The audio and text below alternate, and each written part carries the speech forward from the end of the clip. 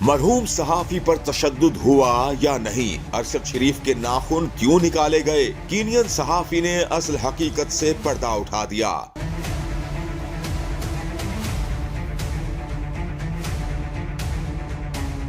हाल ही में अरशद शरीफ के पोस्टमार्टम के हवाले से बड़े बड़े और दिल खराश इंकशाफात मंजर आम पर आ रहे हैं, जिसके पेश नजर पाकिस्तान के नामवर सहाफी निजी टीवी चैनल्स पर मरहूम सहाफी के पोस्टमार्टम के पोशीदा हकायक को सामने ला रहे हैं और दावा किया जा रहा है कि कत्ल से पहले मरहूम सहाफी अरशद शरीफ पर 3 घंटे तशद्दुद किया गया और नाखून भी उतारे गए।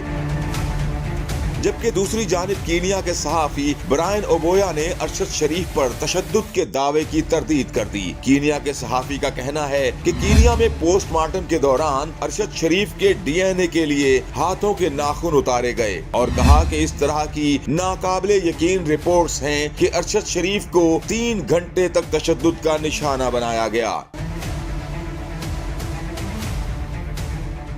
सहाफी का मजीद कहना था कि पोस्टमार्टम से सिर्फ ये पता चल सकता है कि तशद्दुद हुआ या नहीं, न कि तशद्दुद का दौरानिया। कीनियन सहाफी ने ट्विटर पर कीनिया में किए गए मरहूम सहाफी के पोस्टमार्टम की रिपोर्ट भी पोस्ट की।